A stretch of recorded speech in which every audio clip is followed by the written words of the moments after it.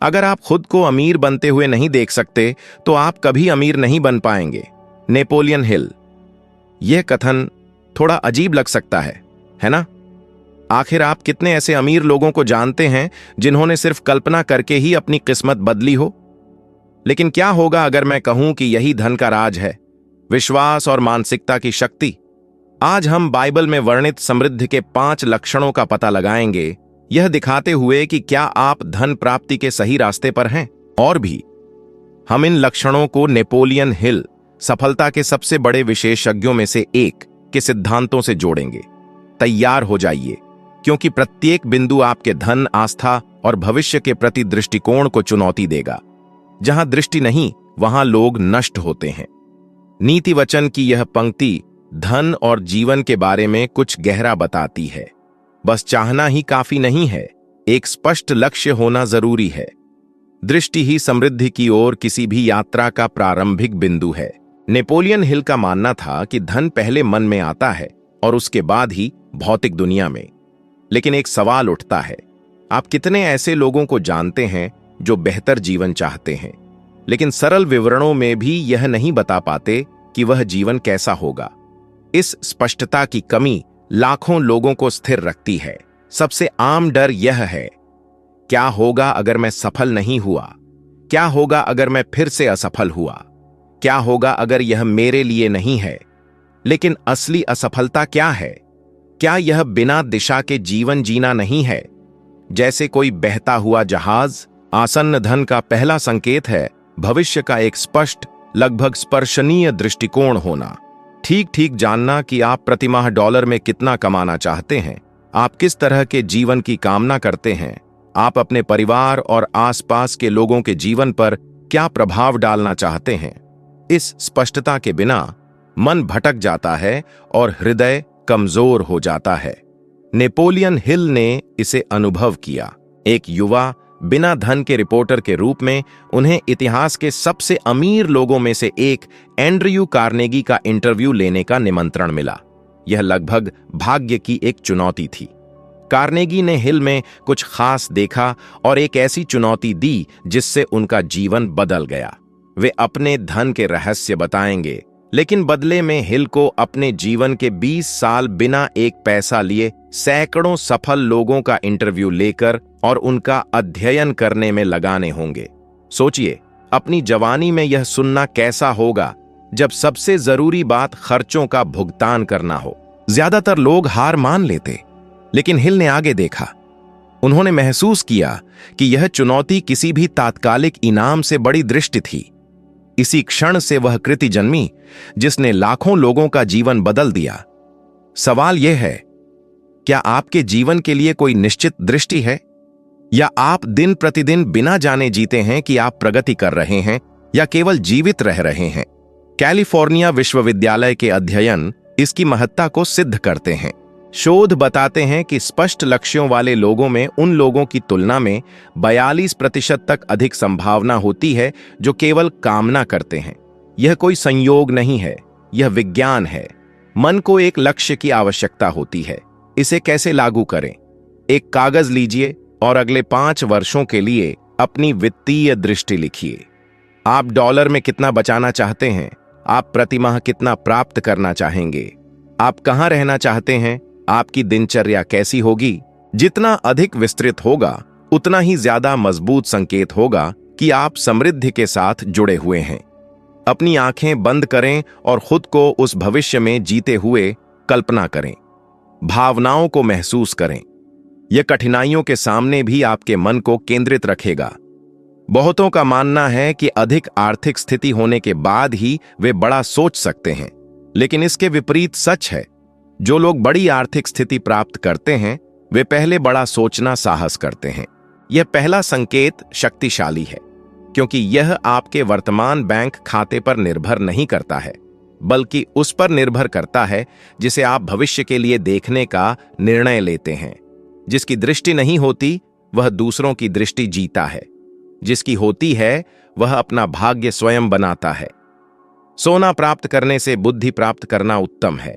नीति वचन का यह श्लोक केवल एक सुंदर वाक्य नहीं है, यह एक ऐसी कुंजी है जो उन लोगों को अलग करती है जो ठोस धन का निर्माण करते हैं, और उन लोगों से जो केवल धन के पीछे भागते हैं लेकिन कभी उसे प्राप्त नहीं करते। आप कितने ऐसे लोगों को जानते हैं जो कपड़े, मोबाइल और कारों पर हजारों डॉलर खर्च करते हैं लेकिन एक किताब या कोर्स पर $50 भी निवेश नहीं करते जो उनकी सोचने और काम करने के तरीके को बदल सकता है? बाइबल इस खतरे के प्रति आगाह करती है। सोना समाप्त हो सकता है लेकिन बुद्धि अटूट स्रोत बनाती है। नेपोलियन हिल ने इसी सच्चाई को देखा। उन्होंने उस ज्ञान की तलाश करने के महत्व के बारे में बात की जो आप पहले ही प्राप्त कर चुके हैं।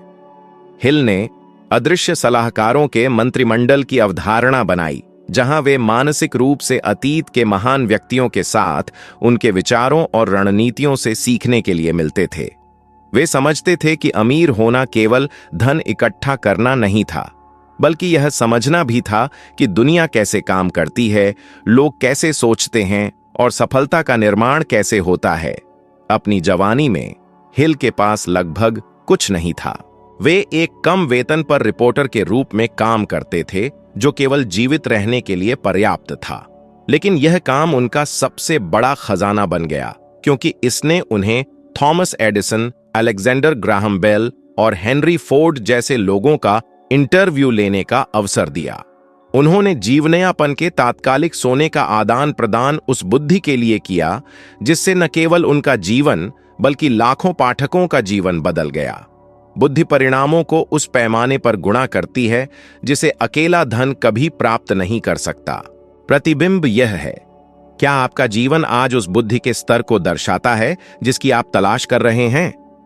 हालिया आंकड़े बताते हैं कि जो वयस्क लगातार शिक्षा और व्यक्तिगत विकास में निवेश करते हैं, उनमें उन लोगों की तुलना में औसतन 47% अधिक संभावना होती है जो निवेश नहीं करते हैं। ज्ञान कोई व्यय नहीं है, यह एक ऐसी संपत्ति है जिसका मूल्य समय के साथ बढ़ता है। इसे लागू करना सरल है। अपनी मासिक आय का कम से कम 5% बुद्धि प्राप्त करने के लिए अलग रखने का नियम बनाइए। यह किताबों, पाठ्यक्रमों, व्याख्यानों, सलाह या उन अनुभवों के माध्यम से हो सकता है जो आपके विकास में योगदान करते हैं। एक चुनौती, अगले 30 दिनों के दौरान सोशल मीडिया पर 15 मिनट बिताने की बजाय एक अच्छी किताब पढ़ने में 15 मिनट बिताए। यह कम लग सकता है, लेकिन एक महीने में आप 450 मिनट यानी 7 घंटे से ज्यादा ज्ञान अर्जित कर लेंगे, जो आपके वित्तीय जीवन में नए रास्ते खोल सकते हैं। सोना चुराया जा सकता है, खो सकता है या समय के साथ नष्ट हो सकता है, लेकिन एक बार प्राप्त की गई बुद्धि को आपसे कभी नहीं छीना जा सकता। यह सामान्य लोगों को नेता, विचारों को करोड़ों के व्यवसाय और कठिनाइयों को अवसरों में बदल देती है। जो पहले बुद्धि चुनते हैं वे अनिवार्य रूप से रास्ते में सोना पाते हैं। जो मनुष्य धीरज धरे वह धन्य है। याकूब के पत्र का यह वाक्य केवल आस्था की नहीं बल्कि धन की भी बात करता है, क्योंकि हर ठोस निर्माण के लिए निरंतरता की आवश्यकता होती है। दृढ़ता इस बात का सबसे बड़ा संकेत है कि कोई व्यक्ति समृद्ध होने के लिए नियत है। कुछ शुरू करना मुश्किल नहीं है, मुश्किल तब है जब चीजें मुश्किल हो जाती हैं, जब आलोचनाएं आती हैं और पहले प्रयास विफल हो जाते हैं। आपने कितने सपने शुरू किए हैं और पहले ही अवरोध पर छोड़ दिए हैं? ज्यादातर लोग बुद्धि या प्रतिभा की कमी के कारण असफल नहीं होते हैं, बल्कि इसलिए क्योंकि वे प्रतीक्षा और पुनरावृत्ति को सहन नहीं कर सकते।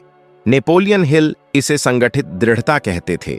वे कहते थे कि धन एक भाग्य के झटके से नहीं बनता है, बल्कि छोटे छोटे कार्यों को बार बार करने से बनता है, जब तक कि ब्रह्मांड झुकने और प्रयासों को पुरस्कृत करने लगता है।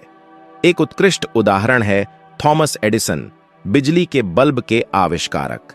वे अंतिम परिणाम तक पहुंचने से पहले 10,000 से ज्यादा बार असफल हुए।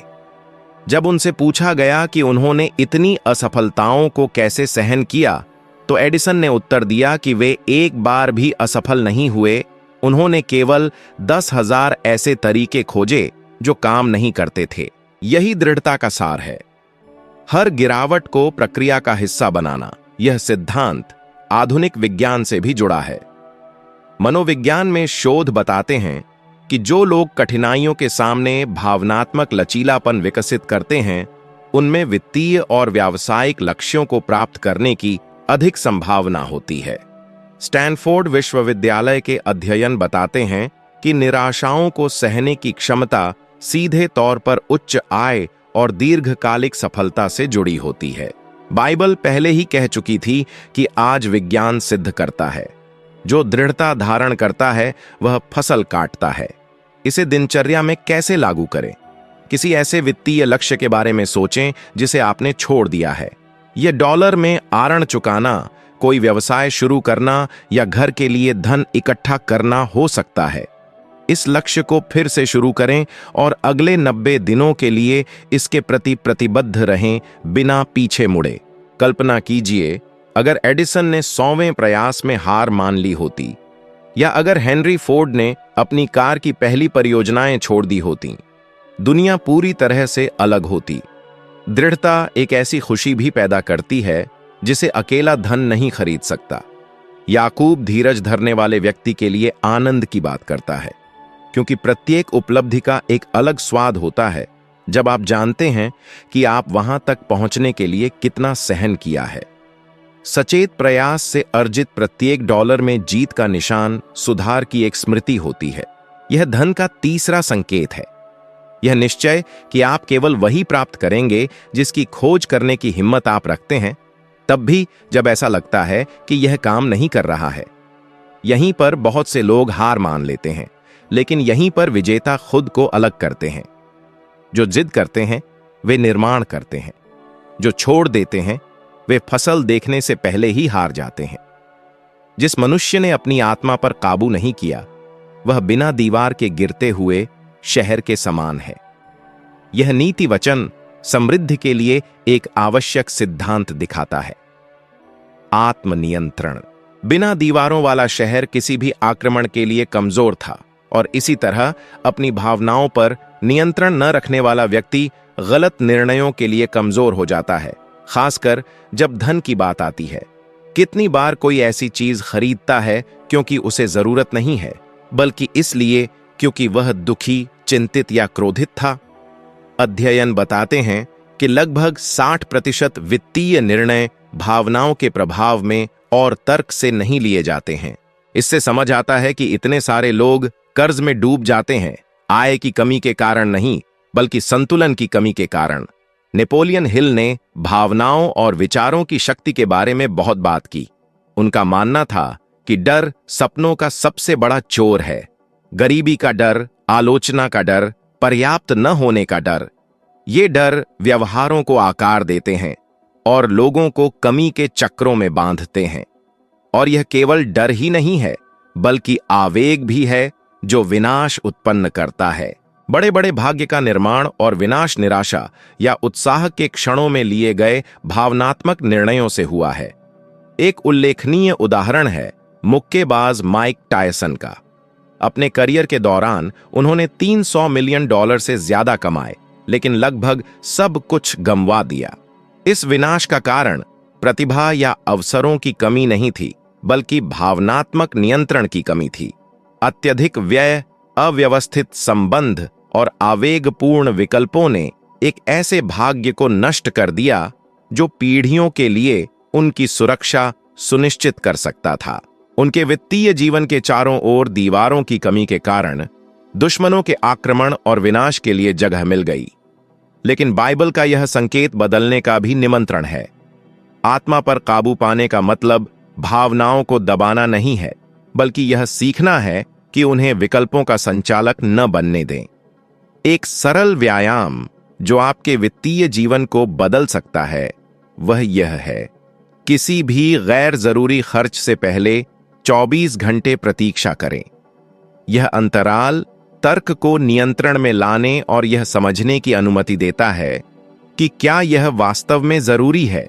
इस प्रक्रिया को अपनाने वाले बहुत से लोगों ने केवल आवेगपूर्ण खरीदारी से बचने से प्रति माह सैकड़ों डॉलर की बचत की रिपोर्ट दी है। आत्मनियंत्रण का सीधा प्रभाव कल्याण और खुशी पर भी पड़ता है। हार्वर्ड विश्वविद्यालय के शोध बताते हैं कि उच्च भावनात्मक आत्मनियंत्रण क्षमता वाले लोग जीवन में अधिक संतुष्टि, कम तनाव और अधिक स्वस्थ संबंधों की रिपोर्ट करते हैं। और यह धन से गहरे तौर पर जुड़ा है, क्योंकि लगातार चिंता की स्थिति में जीने की कीमत पर धन इकट्ठा करने का क्या फायदा। असली अमीर वह है जो न केवल संपत्ति रखता है बल्कि अपने मन को शांत भी रख पाता है।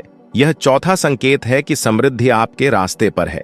जब आप आंतरिक शत्रुओं के खिलाफ मजबूत दीवारें खड़ी कर सकते हैं, जब आप अपनी भावनाओं के कैदी नहीं होते हैं, तो आप समझदारी से निर्णय लेने, एक ठोस भविष्य का निर्माण करने और उन जालों से बचने के लिए जगह बनाते हैं जिन्होंने पहले ही बहुतों का जीवन बर्बाद कर दिया है। आत्मनियंत्रण वह अदृश्य दीवार है जो आपके धन की रक्षा करती है। दो तो तुम्हें दिया जाएगा। लूका का यह श्लोक समृद्धि के सबसे बड़े विरोधाभासों में से एक को दर्शाता है। उदारता समृद्धि के सबसे स्पष्ट संकेतों में से एक है। बहुत से लोगों का मानना है कि वे बहुत पैसा होने पर ही उदार बन पाएंगे, लेकिन सच्चाई यह है कि उदारता इस बात पर निर्भर नहीं करती है कि आपके पास कितना है। यह आपके हृदय की उस इच्छा पर निर्भर करती है कि आप साझा करें। बाइबल दिखाती है कि जो उदारता बोता है वह बहुतायत काटता है। और नेपोलियन हिल ने इस विचार को यह कहकर बल दिया कि असली धन तब पैदा होता है जब आप किसी न किसी तरह से दुनिया में योगदान करते हैं। लेकिन एक सवाल उठता है, अगर मैं स्वयं कठिनाई में हूं तो मैं कैसे दे सकता हूं? उत्तर सिद्धांत के सार में है। यह लाखों डॉलर दान करने के बारे में नहीं है, बल्कि अपने जीवन को योगदान का माध्यम बनाने के लिए जगह बनाने के बारे में है। जब आप समय, ज्ञान, ध्यान या एक छोटी राशि भी दान करते हैं तो आप बहुतायत की एक ऊर्जा उत्पन्न करते हैं जो अनिवार्य रूप से वापस आती है। ऐसा लगता है कि जीवन उन लोगों को पुरस्कृत करता है जो कमी में नहीं फंसते हैं। नेपोलियन हिल ने गंभीर आवश्यकता के समय में इसका अनुभव किया। ऐसे समय थे जब उनके पास खुद के लिए लगभग कुछ नहीं था। गंभीर आर्थिक कठिनाइयों का सामना कर रहे थे। कई अवसरों पर उन्हें भूख लगी, फिर भी वे अपने पास जो कुछ भी था उससे पड़ोसियों और दोस्तों की मदद करते रहे। इस रवैये ने न केवल उनकी गरिमा को बनाए रखा, बल्कि विश्वास और मित्रता के ऐसे संबंधों को भी मजबूत किया जो बाद में उनके पुनर्वास और उनके कार्यों की सफलता के लिए मौलिक थे। उदारता धन का परिणाम नहीं है, बल्कि कई बार वह बीज है जो इसे जन्म देता है।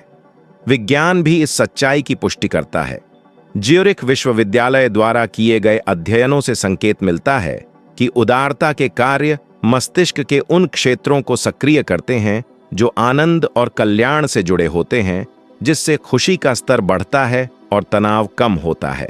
देना, भले ही वह $10 की एक छोटी सी राशि ही क्यों न हो, उदाहरण के लिए आपकी भावनात्मक सेहत को महत्वपूर्ण रूप से बेहतर बनाता है। यह आपके निर्णयों और परिणाम स्वरूप आपके वित्तीय परिणामों को सीधे तौर पर प्रभावित करता है। खुश लोग अधिक मानसिक स्पष्टता, रचनात्मकता और अपने लक्ष्यों का अधिक दृढ़ता और ध्यान से पीछा करने की हिम्मत रखते हैं। इसे व्यवहार में लाना जितना लगता है उससे ज्यादा आसान है। आज ही उदार होने का एक तरीका चुनें। यह किसी जरूरतमंद को $10 दान करना, किसी धर्मार्थ संस्थान की मदद करना या किसी को अपने ज्ञान या कौशल से सहायता करने के लिए अपना 1 घंटा समर्पित करना हो सकता है। दिए गए धनराशि का महत्व उस कार्य के पीछे के इरादे से कम है। यह भावना न केवल प्राप्तकर्ता के जीवन को बदलती है, बल्कि आप में प्रचुरता की मानसिकता को भी मजबूत करती है। एक ऐसा दृष्टिकोण जो भय और चिंता के बजाय आत्मविश्वास और आशावाद के साथ भविष्य की ओर देखता है। यह 5वां लक्षण है जो आंतरिक धन और समृद्धि को दर्शाता है। उदारता समाप्त नहीं होती, यह गुणा करती है। जो देते हैं वे और अधिक आकर्षित करते हैं। जो साझा करते हैं वे और अधिक प्रचुरता प्राप्त करने के लिए जगह बनाते हैं। यह मानसिकता उन लोगों के बीच मुख्य अंतर है जो लगातार कमी की भावना के साथ जीते हैं और जो एक समृद्ध और प्रचुर जीवन का निर्माण करते हैं। असली धन केवल उन भौतिक चीजों तक ही सीमित नहीं है जो आप जमा करते हैं, बल्कि आप दुनिया के आसपास के लोगों के जीवन पर सकारात्मक प्रभाव डालने के लिए क्या साझा और बांट सकते हैं, इस पर भी निर्भर करता है। इन संकेतों को समझने के बाद यह स्पष्ट हो जाता है कि बाइबल की शिक्षाएं और नेपोलियन हिल के विचार अमूर्त और दूर के सिद्धांत नहीं हैं, बल्कि आपके वित्तीय और व्यक्तिगत जीवन को सार्थक रूप से बदलने के लिए व्यावहारिक मार्गदर्शक हैं। सबसे महत्वपूर्ण बात यह समझना है कि प्रत्येक सिद्धांत तब शक्तिशाली हो जाता है जब उसे व्यवहार में लाया जाता है। मैं इस विकास और आत्मविकास की यात्रा में आपका साथ देने के लिए यहां हूं। यदि आप सीखना जारी रखना चाहते हैं और यह पता लगाना चाहते हैं कि इन सिद्धांतों को रोजमर्रा की स्थितियों में कैसे लागू किया जाए, तो अगला वीडियो देखें जो स्क्रीन पर प्रदर्शित हो रहा है। मैं आपके विकास के लिए प्रतिबद्ध हूं और आपके व्यक्तिगत और वित्तीय विकास की दिशा में एक और कदम उठाने में आपकी मदद करने के लिए तैयार हूं। मैं आपको अगले वीडियो में इस यात्रा को एक साथ एक पूर्ण और समृद्ध जीवन की ओर जारी रखने के लिए इंतजार कर रहा हूं। याद रखें, उदारता, साथ ही दया के अन्य कार्य न केवल सकारात्मक कार्य हैं, बल्कि आपके अपने कल्याण में निवेश भी हैं, जो विकास और समृद्धि के एक सदाचारी चक्र को उत्पन्न करते हैं, भौतिक और भावनात्मक दोनों तरह से। दूसरों की मदद करना, चाहे इसमें शामिल राशि कुछ भी हो, चाहे वह 10 अमेरिकी डॉलर हो या किसी अन्य मुद्रा में कोई अन्य समान मूल्य, जैसे 10 यूरो, 10 पाउंड या 10 रुपए, उदाहरण के लिए एक बेहतर भविष्य में विश्वास का एक कार्य है। एक ऐसा भविष्य जिसमें प्रचुरता साझा की जाती है और गुणा की जाती है, जिससे इसमें शामिल सभी को लाभ होता है। इसलिए असली धन देने, साझा करने, बेहतर दुनिया में योगदान करने की क्षमता में निवास करता है, और यह रवैया एक सकारात्मक रिटर्न उत्पन्न करता है जो विशुद्ध रूप से वित्तीय पहलू को पार करता है, आपके जीवन के सभी क्षेत्रों को सकारात्मक रूप से प्रभावित करता है। इस मानसिकता को विकसित करें और अपने परिणामों को तेजी से बढ़ते हुए देखें। अपने वित्तीय जीवन और व्यक्तिगत संतुष्टि को सकारात्मक रूप से प्रभावित करें। इसलिए उदारता केवल एक गुण नहीं है, बल्कि सच्ची समृद्धि प्राप्त करने की एक सिद्ध रणनीति है। यह केवल भौतिक धन जमा करने के बारे में नहीं है, बल्कि प्रचुरता की मानसिकता को विकसित करने के बारे में है, जो आपको वित्तीय और व्यक्तिगत सफलता प्राप्त करने की अनुमति देगी। रहस्य इन सिद्धांतों को व्यवहार में लाने में है, और मैं रास्ते के प्रत्येक चरण में आपका समर्थन करने के लिए यहां हूं। इस यात्रा को एक साथ जारी रखने के लिए अगला वीडियो न चूकें।